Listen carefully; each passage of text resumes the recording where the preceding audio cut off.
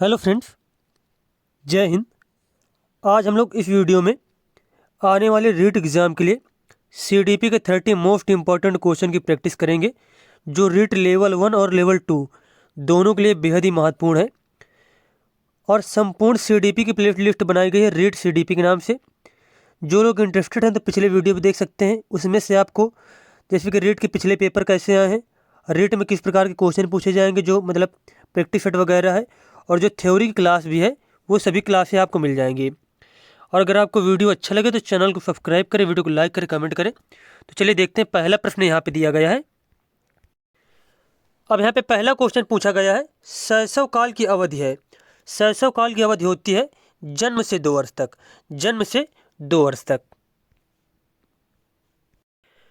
उसके बाद क्वेश्चन यहाँ पे पूछा गया है, पियाजे के अनुसार 2 से 7 वर्ष के बीच एक बच्चा संज्ञानात्मक विकास की किस अवस्था में होता है। तो 2 से 7 वर्ष के बीच में जब बच्चा होता है तो वह होता है पूर्व संक्रियात्मक अवस्था में। कौन सी अवस्था में? पूर्व संक्रियात्मक अवस्था में। अब आपको यहाँ पे कुछ पॉइंट नोट करने होंगे, जैसे कि जीन पियाजे ने 4 अवस्थाएं बताई थी, तो उनमें से पहली अवस्था थी संवेदी गतिक या फिर संवेदी गामक अवस्था। दूसरी अवस्था थी पूर्व संक्रियात्मक अवस्था। तीसरी अवस्था थी मूर्त संक्रियात्मक। और चौथी अवस्था थी औपचारिक या फिर अमूर्त संक्रियात्मक। अब आपको ये याद रखना है कि सभी अवस्थाओं की एज क्या होती है। जैसे कि संवेदी गामक अवस्था या फिर इसको ही इंद्रिय गामक अवस्था कहते हैं, या फिर संवेदी गतिक के नाम से भी इसको जानते हैं। इसकी एज होती है जन्म से 2 वर्ष। जन्म से 2 वर्ष तक इसकी एज होती है। उसके बाद जैसे कि पूर्व संक्रियात्मक की एज होती है 2 से 7 वर्ष। मूर्त संक्रियात्मक 7 से 11 वर्ष। और औपचारिक या फिर इसे ही अमूर्त संक्रियात्मक कहते हैं, इसकी एज होती है 11 वर्ष से प्लस, 11 वर्ष अधिक या फिर 11 से 15 वर्ष तक इसकी एज होती है। उसके बाद पियाजे के बारे में आपको पॉइंट नोट करना है, जैसे कि पियाजे स्विट्जरलैंड के मनोवैज्ञानिक थे। किस देश के मनोवैज्ञानिक थे? तो स्विट्जरलैंड के मनोवैज्ञानिक थे। कौन सा सिद्धांत दिया था? संज्ञानात्मक विकास का सिद्धांत दिया। संज्ञानात्मक विकास को सिद्धांत दिया था। किस पर प्रयोग किया था अपने सिद्धांत पे इन्होंने? तो खुद के बच्चों पर प्रयोग किया था। खुद के बच्चों पर प्रयोग किया था। उसके बाद बात की जाए पियाजे के बारे में, तो पियाजे की एक फेमस पुस्तक है the language of thought of the child. Thought of the child, यह पुस्तक लिखी गई है किसके द्वारा? पियाजे के द्वारा। उसके बाद पियाजे के बारे में आपको नोट करना कि जैसे कि स्कीमा का संप्रत्यय किसने दिया था? स्कीमा के बारे में किसने बताया था? तो जीन पियाजे ने बताया था। तो ये सारी चीज़ें आपको नोट करनी है। उसके बाद देखते हैं हम लोग नेक्स्ट क्वेश्चन। उसके बाद क्वेश्चन है, विकास से की ओर बढ़ता है। तो विकास सबसे पहले सामान्य होता है, धीरे धीरे होता है, फिर उसके बाद विशिष्ट की ओर बढ़ता है। जैसे कि पहले कोई छोटा बच्चा है तो पहले क्या करेगा? पहले उंगली चलाना सीखेगा, फिर उसके बाद जैसे कि और बाकी जो शरीर के अंग हैं उनको कंट्रोल करना सीखेगा, फिर उसके बाद चलना सीखेगा, बाद में दौड़ना सीखेगा। तो ये नहीं मतलब होता है कि पहले दौड़ना सीख जाए बच्चा। तो पहले क्या होता है? सामान्य से विशिष्ट की ओर जो है विकास होता है। पहले सामान्य विकास होता है, फिर विशिष्ट विकास होता है। तो यहाँ पे डी वाला आंसर सही हो जाएगा।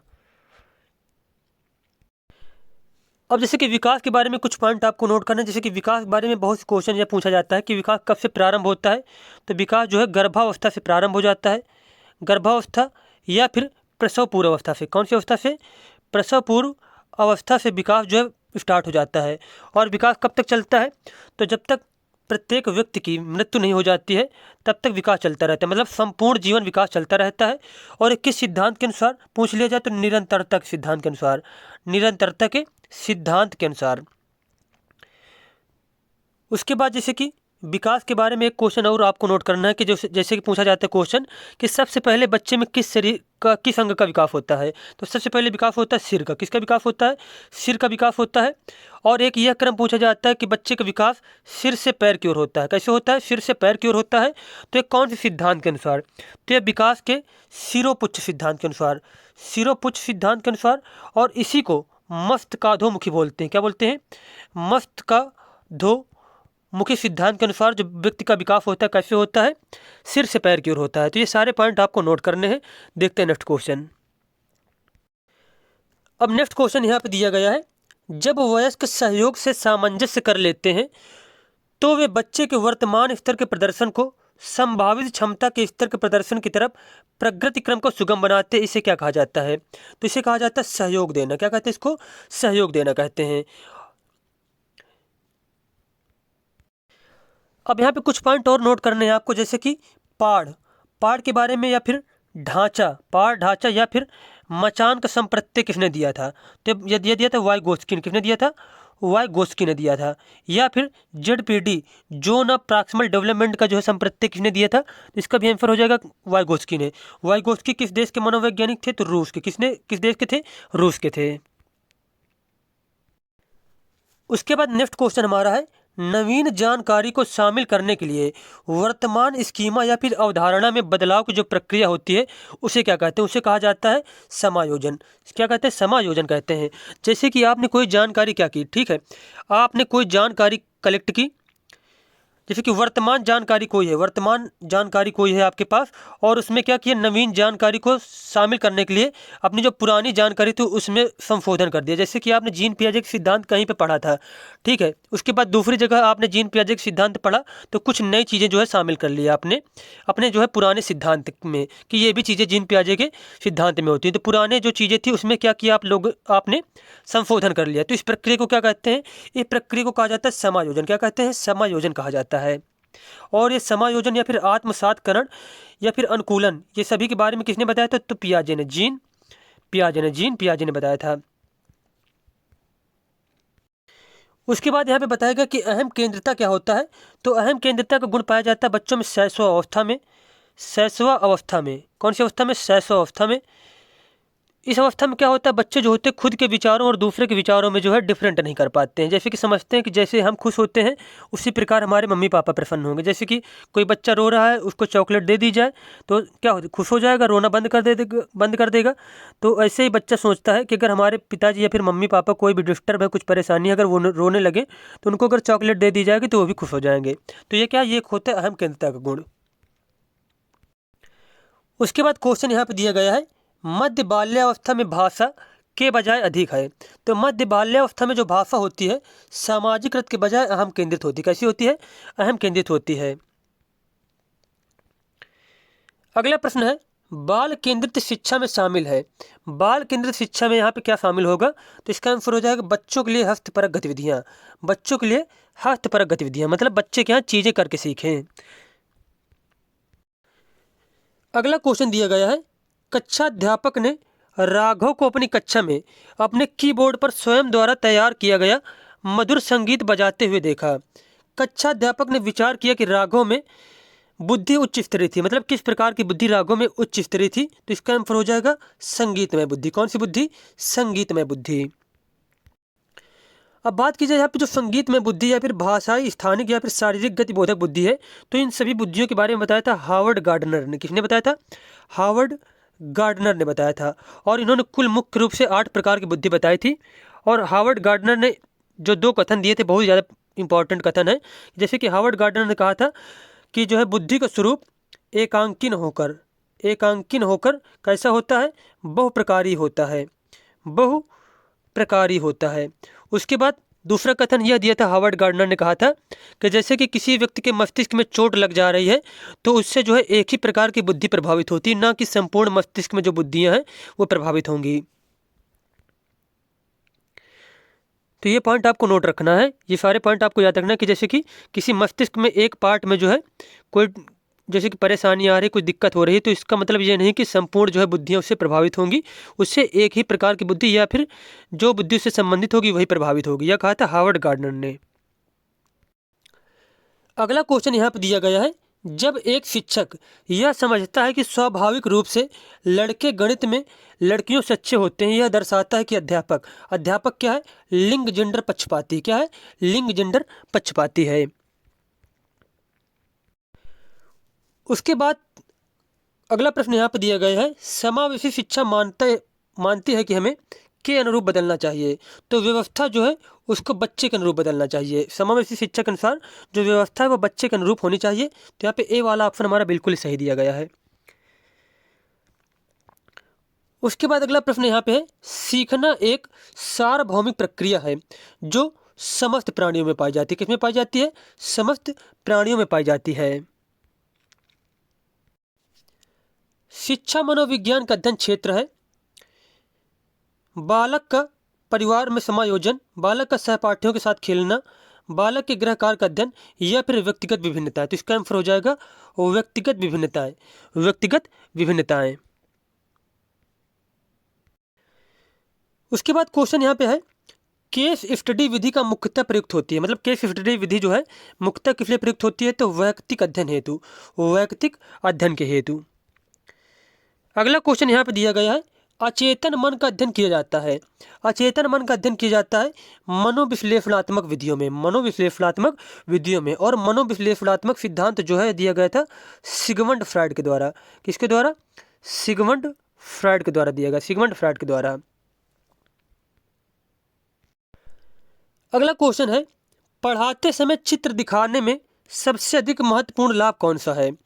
इससे शिक्षक को कुछ समय के लिए राहत मिल जाती है, इससे पाठ को समझाने में सहायता मिलती है, विद्यार्थी चित्र देखने में रुचि रखते हैं, इससे विद्यार्थी का मनोरंजन होता है। तो पढ़ाते समय चित्र दिखाने में सबसे अधिक महत्वपूर्ण लाभ यह होता है, इससे पाठ को समझाने में सहायता मिलती है। अगला प्रश्न है, अब यहाँ पे नेक्स्ट क्वेश्चन दिया गया है, बालक के प्रारंभिक सामाजिक विकास में सर्वाधिक महत्वपूर्ण कारक होता है। तो इसका आंसर हो जाएगा अपने ही लिंग के माता या पिता से लगाव, या फिर ऑप्शन मिल जाए आपको परिवार। क्या है? परिवार। अगर ऑप्शन मिल जाए तो परिवार सही हो जाएगा। उसके बाद क्वेश्चन है, बालकों में यदि अंतःवैयक्तिक संबंधों की पुनर्स्थापना करनी है तो शिक्षक को चाहिए कि वह उनके सामाजिक संवेगात्मक विकासों का अध्ययन करे तथा अंतःवैयक्तिक संबंधों की ओर प्रेरित करे। क्या करे इसको? शिक्षक जो है सामाजिक संवेगात्मक विकासों का अध्ययन करे तथा अंतःवैयक्तिक संबंधों की ओर प्रेरित करे। बच्चों को समूह कार्य देना एक प्रभावी शिक्षण रणनीति है, क्योंकि तो बच्चों को समूह कार्य देना एक प्रभावी शिक्षण रणनीति इसलिए है क्योंकि सीखने की प्रक्रिया में बच्चे एक दूसरे से सीखते हैं और परस्पर सहायता भी करते हैं।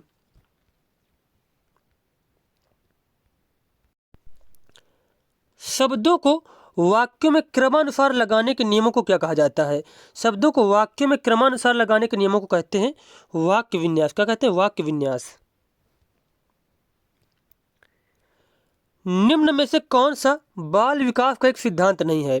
विकास के सभी क्षेत्र महत्वपूर्ण हैं, सभी विकास परिपक्वता तथा अनुभव की अंतःक्रिया का परिणाम होते हैं, सभी विकास तथा अधिगम एक समान गति से आगे बढ़ते हैं, सभी विकास का एक क्रम का पालन करते हैं, मतलब सभी जो विकास है एक क्रम का पालन करते हैं। तो यहाँ पे हमें यह बताना है कि गलत सिद्धांत कौन सा है, गलत ऑप्शन कौन सा है। तो इसका आंसर हो जाए सभी का विकास तथा अधिगम एक समान गति से आगे बढ़ता है। ये ऑप्शन बिल्कुल यहाँ पे गलत दिया गया है, क्योंकि सभी बच्चों में व्यक्तिगत भिन्नताएं पाई जाती हैं। किसी का विकास जो है बहुत तेज़ी से बढ़ता है, किसी का विकास बहुत तेज़ी गति से होता है, किसी का विकास जो है धीमे धीमे होता है। तो यह ऑप्शन यहाँ पर गलत दिया गया है कि सभी का विकास तथा अधिगम एक समान गति से आगे बढ़ता है, जबकि विकास के सभी क्षेत्र महत्वपूर्ण है, सभी विकास परिपक्वन तथा अनुभव की अंतःक्रिया का परिणाम है और सभी विकास का क्रम सेम होता है, लेकिन स्पीड क्या है उनकी सेम नहीं होती है। उसके बाद नेक्स्ट क्वेश्चन है, कोहलबर्ग के सिद्धांत के पूर्व परंपरागत स्तर के अनुसार कोई नैतिक निर्णय लेते समय एक व्यक्ति निम्नलिखित में से किस तरफ प्रवृत्त होगा? तो इसका आंसर हो जाएगा अंतर्निहित संभावित दंड पर, अंतर्निहित संभावित दंड। निम्नलिखित में से कौन सा सृजनात्मकता से संबंधित है? तो सृजनात्मकता से संबंधित होता है अपसारी चिंतन। कैसा चिंतन? अपसारी चिंतन। बच्चों के बारे में निम्नलिखित कथनों में से कौन कथन वाइगोत्स्की सहमत होते हैं? मतलब वाइगोत्स्की के अनुसार यहाँ पे सही कथन बताना है। बच्चे तब सीखते हैं जब उनके लिए आकर्षक पुरस्कार निर्धारित किए जाते हैं। बच्चों के चिंतन को तब समझा जा सकता है जब प्रयोगशाला में पशुओं पर प्रयोग किए जाएं। बच्चे जन्म से शैतान होते हैं और उन्हें दंड देकर नियंत्रित किया जाना चाहिए। बच्चे समवयस्कों और वयस्कों के साथ सामाजिक अंतःक्रियाओं के माध्यम से सीखते हैं। तो इस क्वेश्चन के अनुसार डी ऑप्शन यहाँ पे सही दिया गया है। वाइगोत्स्की ने क्या बताया था कि बच्चे जो होते हैं जो अपने समाज के द्वारा और संस्कृति के द्वारा, भाषा के द्वारा सीखते हैं और समवयस्कों से, अपने बड़ों से और अपने मित्रों वगैरह से अंतःक्रिया करके सीखते हैं। तो इसके अनुसार डी ऑप्शन यहाँ पे सही हो जाएगा। उसके बाद क्वेश्चन है कि बच्चे क्या होते हैं? चिंतन में वयस्कों की भांति होते हैं और ज्यों ज्यों वे बड़े होते हैं उनके चिंतन में गुणात्मक वृद्धि होती है। खाली बर्तन के समान होते हैं जिसमें से बड़ों के द्वारा दिए गए ज्ञान भरा जाता है। निष्क्रिय जीव होते हैं जो प्रदत्त सूचना को ज्यों के त्यों प्रतिलिपि के रूप में प्रस्तुत कर देते हैं। या फिर बच्चे जो होते हैं जिज्ञासु प्राणी होते हैं जो अपने चारों ओर के जगत को खोजने के लिए अपने तर्क और क्षमताओं का उपयोग करते हैं। तो यहाँ पर डी ऑप्शन सही हो जाएगा कि बच्चे क्या होते हैं, जिज्ञासु प्राणी होते हैं जो अपने चारों ओर के जगत को खोजने के लिए अपने ही तर्कों और क्षमताओं का उपयोग करते हैं। उसके बाद क्वेश्चन है प्रकृति पोषण विवाद में प्रकृति से क्या अभिप्राय है। तो इसका आंसर हो जाएगा जैविकी विशिष्टताएं और वंशानुक्रम सूचनाएं। जैविकी विशिष्टताएं या फिर वंशानुक्रम सूचनाएं।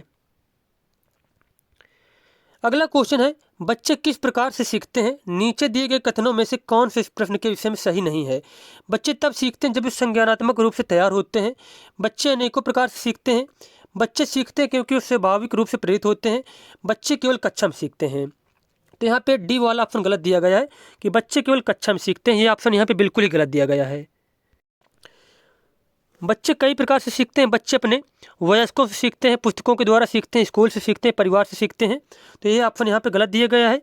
अब यहाँ पे निगेटिव पूछा गया है तो इसके अनुसार यहाँ पे यही ऑप्शन सही हो जाएगा। नेक्स्ट क्वेश्चन है कि बच्चों में ज्ञान की रचना करने और अर्थ का निर्माण करने की क्षमता होती है। इस परिप्रेक्ष्य में एक शिक्षक की भूमिका क्या होती है। तो इस परिप्रेक्ष्य में एक शिक्षक की भूमिका होती है एक सुगमकर्ता की। किसकी भूमिका होती है, सुगमकर्ता की। नेक्स्ट क्वेश्चन है बच्चों की त्रुटियों के बारे में निम्नलिखित में से कौन सा कथन सत्य है। बच्चों की त्रुटियां उनके सीखने की प्रक्रिया का अंग है। तो यही ऑप्शन यहाँ पे सही हो जाएगा कि बच्चों की त्रुटियां जो होती हैं उनके सीखने की प्रक्रिया का अंग है। जैसे कि थॉर्नडाइक ने सिद्धांत जो बताया था अपना प्रयास एवं त्रुटि का सिद्धांत है कि जो है प्रयास करते रहने से त्रुटियां कम हो जाती हैं। पहले जो है व्यक्ति त्रुटियां करता है और एक समय ऐसा आता है कि त्रुटियां करना बंद कर देता है।